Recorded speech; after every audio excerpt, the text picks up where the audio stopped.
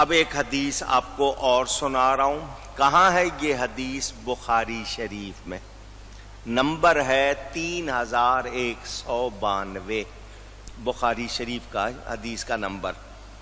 حضرت عمر فاروق رضی اللہ تعالی عنہ امیر المومنین وہ فرماتے ہیں قام فینا رسول اللہ صلی اللہ علیہ وسلم مقاما فاخبرنا عن بدء الخلق حتى دخل اہل الجنت منازلہم واہل النار منازلہم. یہ حدیث پھر سنیں. حضور صلی اللہ علیہ وسلم ہمارے درمیان کھڑے ہوئے اور حضور نے مخلوق کی ابتدا سے لے کر جنتیوں کے جنت میں داخل ہونے تک اور دوزخیوں کے دوزخ میں داخل ہونے تک تمام خبریں ہمیں دے دیں. حفظ ذالک من حفظہ ونسیہ من نسیہ. جس نے یاد رکھا اس نے یاد رکھا، جس نے بھلا دیا اس نے بھلا. آپ نے سنا حضرت عمر بتا رہے ہیں نبی پاک نے ابتدا سے انتہا تک ساری خبریں دے دی. حضرت عمر بن اخطب انصاری رضی اللہ تعالی عنہ، یہ حدیث کہاں ہے؟ مسلم شریف میں. نمبر ہے 7267 7267 کہ نبی پاک صلی اللہ علیہ وسلم نے ہمیں ہر اس چیز کی خبر دے دی جو ہو چکی اور جو قیامت تک ہونے والی تھی. ہم میں زیادہ علم اسے ہے جسے زیادہ یاد رہا، ورنہ نبی نے سب کچھ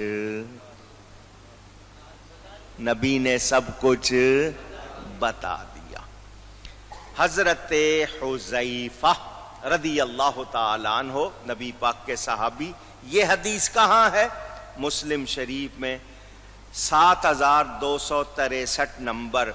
وہ کہتے ہیں حضور صلی اللہ علیہ وسلم نے ہمیں قیام فرمایا اور کسی چیز کو نہ چھوڑا، قیامت تک جو کچھ ہونے والا تھا سب بتا دیا. جسے یاد رہا، جو بھول گیا بھول گیا. حضرت ابو ذر غفاری رضی اللہ تعالی عنہ فرماتے ہیں، یہ حدیث مسند احمد میں بھی ہے، طبرانی میں بھی ہے کہ حضور صلی اللہ علیہ وسلم نے اس حال میں مفارقت فرمائی کہ کوئی پرندہ ایسا نہیں جو اپنے بازو ہلائے مگر حضور نے اس کا بھی ہمیں بتا دیا. حضرت حذیفہ فرماتے ہیں کہ نہیں چھوڑا حضور صلی اللہ علیہ وسلم نے کسی فتنہ چلانے والے کو دنیا کے ختم ہونے تک، جن کی تعداد 300 زیادہ تک پہنچے گی، مگر ہمیں اس کا نام، اس کے باپ کا نام، اس کے قبیلے کا نام بھی بتا دیا. مشکات شریف میں یہ حدیث موجود ہے. اگلی حدیث بھی مشکات شریف میں ہے. نمبر ہے 5927. جو پہلی حدیث ہے وہ 5393. آئیے. حضرت ابو ہریرہ نام سنا؟ پوچھ رہا ہوں کون ہے؟ صحابی ہیں حضور صلی اللہ علیہ وسلم کے. آئیے ایک بات ان کے لیے پہلے سنا دوں اس حدیث سے پہلے. حضور صلی اللہ علیہ وسلم کے پاس آئے، حضور میری یادداشت کمزور ہو گئی ہے، باتیں بھول جاتا ہوں.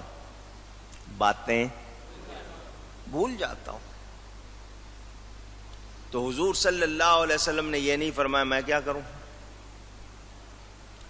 گھی کھاؤ، مکھن کھاؤ، دودھ کا استعمال زیادہ کرو، خشکی ہو گئی ہوگی ذرا تری آئے گی ٹھیک ہو جائے گا، کوئی اچھی سی معجون بناؤ، خمیرہ بناؤ. نہیں، حدیث میں ہے حضور نے فرمایا او بسط رداءک یا ابا ہریرہ، اے ابو ہریرہ اپنی چادر پھیلاؤ. انہوں نے چادر پھیلا. میرے نبی نے یوں لپ یوں ڈالنا شروع کر دیے اس چادر میں. نظر کچھ نہیں آ رہا، نظر یوں جیسے کوئی چیز بھر بھر کے ڈالتے ہیں، حضور نے ڈالنا شروع کر دی ہے۔ اعلیٰ حضرت اس حدیث کو پڑھ کے جھوم اٹھے، فرماتے ہیں مالک کونین ہیں، گو پاس کچھ رکھتے نہیں۔ سنو، کونین کے مالک ہیں، کونین کا مطلب دونوں جہان کے۔ یہ جو پاس سامان نہیں رکھا ہے تو اس سے یہ نہ سمجھ لینا کہ ان کے پاس ہے کچھ نہیں، مالک ہیں۔ دنیا کو جمع نہیں کیا، دنیا کو پسند، سوکھی روٹی کھا لی ہے، چٹائی پہ لیٹ گئے، لیکن مالک کونین ہیں، مالک کونین ہیں، گو پاس کچھ رکھتے نہیں، دو جہاں کی نعمتیں ہیں ان کے خالی ہاتھ میں۔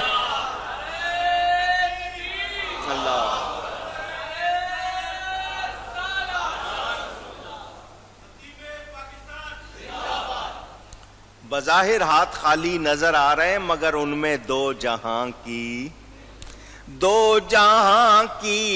نعمتیں ہیں ان کے خالی ہاتھ میں۔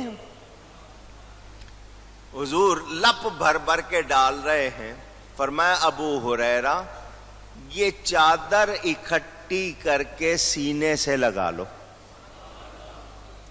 چادر اکٹھی کر کے سینے سے لگا لو۔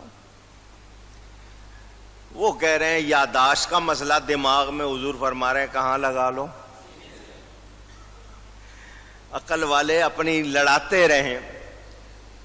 اب حضرت ابو ہریرہ کا بیان سن لیں، وہ کہتے ہیں جوں ہی میں نے اس چادر کو سینے سے لگایا، بھولی ہوئی باتیں یاد آ گئی، اور اس کے بعد میں کبھی کچھ بھولا، ما نسیت قط، پھر کبھی کچھ بھولا نہیں۔ اسی لیے سب سے زیادہ حدیثیں انہوں نے بیان کی، ہزاروں کی تعداد میں حدیثیں ان سے مروی۔ وہ حضرت ابو ہریرہ فرماتے ہیں ایک بھیڑیا ایک بکریاں چرانے والے کی طرف آیا۔ کیا؟ بھیڑیا جانتے ہیں نا، پگاڑ کہتے ہیں، بگیاڑ کہتے ہیں، وولف کہتے ہیں آپ لوگ ہیں انگلش والے۔ اس نے بکریوں میں سے ایک بکری لے لی، چرواہے نے اس کو تلاش کیا اور اس سے وہ بکری چھین لی۔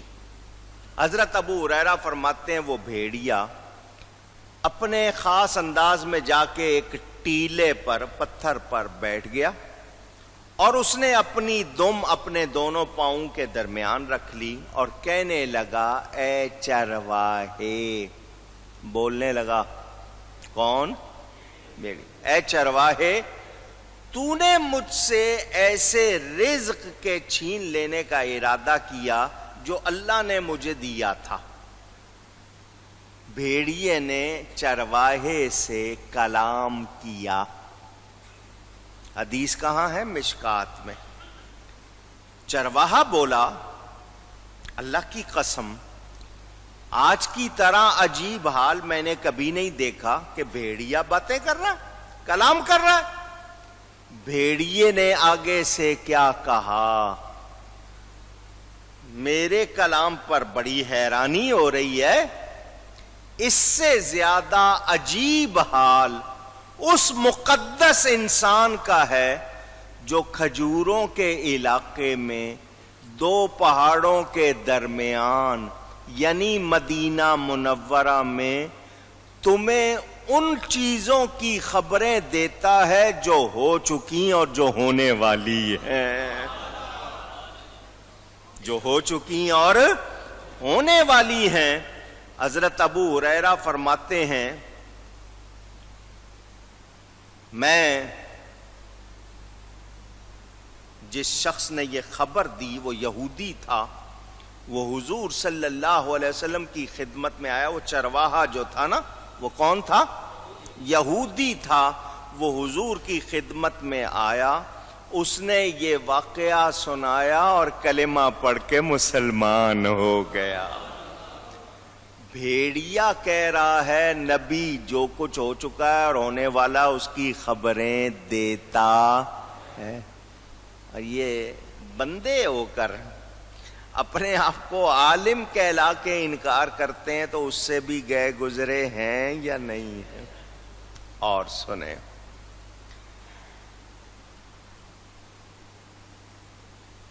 علامہ خازن ما کان اللہ لیذر المؤمنین اس آیت کے تحت اپنی تفسیر میں لکھتے ہیں حضور صلی اللہ علیہ وسلم نے فرمایا مجھ پر میری تمام امت اپنی صورتوں کے ساتھ پیش کی گئی، جیسا کہ آدم علیہ السلام پر پیش کی گئی تھی، اور مجھے بتا دیا گیا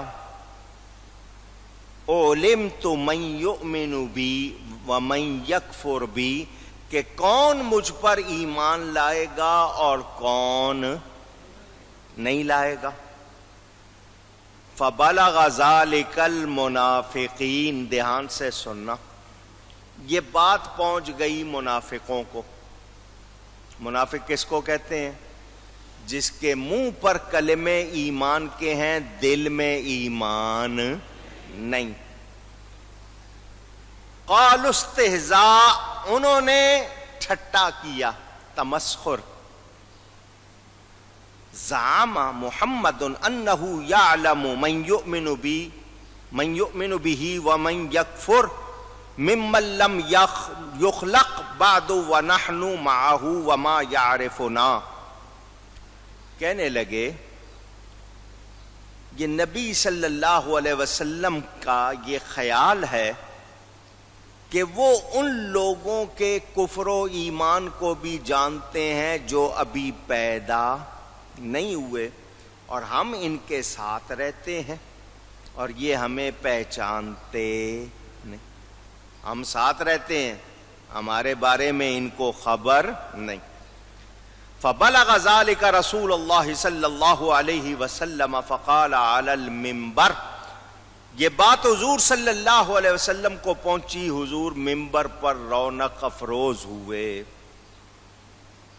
فحمد اللہ واثنى علیہ ثم قال ما بال اقوام طعنوا فی علمی. حضور صلی اللہ علیہ وسلم منبر پر رونق افروز ہو کر اللہ کی تعریف کی، اس کی ثنا کی، جلوہ افروز ہو کر اللہ تعالی کی تعریف کر کے فرمایا ان قوموں کا، ان لوگوں کا کیا حال ہے جو میرے علم میں طعنہ کرتی ہیں. حضور نے آگے سے کیا فرمایا؟ لا تسألونی عن شیء فیما بینکم وبین الساعۃ الا نبأتکم بہ، مجھ سے پوچھو اس وقت سے لے کر قیامت تک ہونے والی جس چیز کے بارے میں پوچھو گے میں تمہیں بتاؤں گا. حضرت انس رضی اللہ تعالی عنہ فرماتے ہیں یہ حدیث کہاں ہے؟ بخاری میں بھی، مسلم میں بھی. بخاری میں اس کا نمبر 7294. خدا کی قسم تم ہم سے کسی چیز کے متعلق نہیں پوچھو گے مگر ہم یا کھڑے ہی اس کی خبر دیں گے. حضور اعلان فرما رہے ہیں پوچھو جو چاہو پوچھو میں تمہیں بتاؤں گا. حضرت انس فرماتے ہیں حضور نے بار بار فرمایا پوچھو پوچھو پوچھو. بعض لوگوں نے چند سوالات کیے، حضور نے جواب دیے. نبی پاک جلال میں تھے، چنانچہ سب لوگ رونے لگ گئے. حضرت عمر نے حضور کے پاؤں پکڑ لیے کہ حضور کو جلال آیا ہوا ہے، کہیں زمین پر زلزلہ نہ آ جائے، یہ زمین نہ کہیں ہلنے لگ جائے.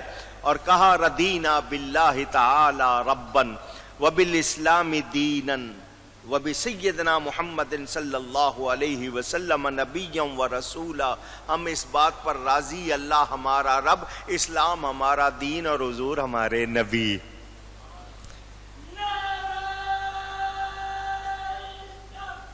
اللہ اکبر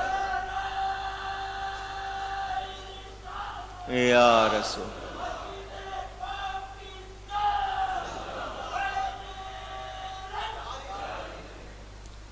یہ جملے یاد کر لو،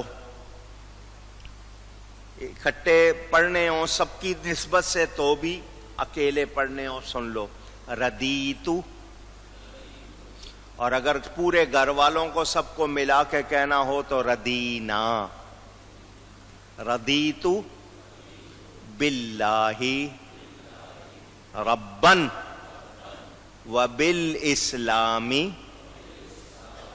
دینن وبسیدنا محمد صلی اللہ علیہ وسلم نبیا ورسولا. یہ اس کا معنی، میں اس بات پر راضی ہوں کہ اللہ میرا رب، میرا دین اسلام اور میرے نبی حضرت محمد صلی اللہ علیہ وسلم. یہ جب بھی پڑھتے ہو عذاب ٹل جاتا ہے. ہر دعا میں پڑھ لیا کرو، ٹھیک ہے؟ میرے دوستوں اور بزرگوں، قصیدہ بردہ شریف بھی آپ نے سنا ہوگا. بردہ چادر کو کہتے ہیں، قصیدہ اشعار کو کہتے ہیں، شعروں کا مجموعہ. اس ہستی نے جو بیمار ہو گئی تھی بستر پر یہ قصیدہ لکھا اور کہا. حضور صلی اللہ علیہ وسلم نے خواب میں ان سے سنا، خواب میں ان کو چادر عطا فرمائی. خواب میں نبی پاک نے ان پر ہاتھ پھیرا. حضور کے ہاتھ پھیرنے سے وہ خواب میں ٹھیک ہو گئے. جب آنکھ کھلی تو ٹھیک تھے اور وہ چادر ان کے پاس موجود تھی. وہ امام بوصیری، 900 سال ہو گئے یہ قصیدہ دنیا میں پڑھا جا رہا ہے. اس میں وہ لکھتے ہیں فَإِنَّ مِن جُودِكَ الدُّنْيَا وَذَرَّتَهَا وَمِنْ عُلُومِكَ عِلْمَ اللَّوْحِ وَالْقَلَمِ. قصیدہ بردہ کا شعر، آؤ اسی طرز میں مل کے پڑھ لیں. مولایا صلی وسلم دائما ابدا علی حبیبک خیر الخلق کلہم فإن من جودك الدنيا وضرتها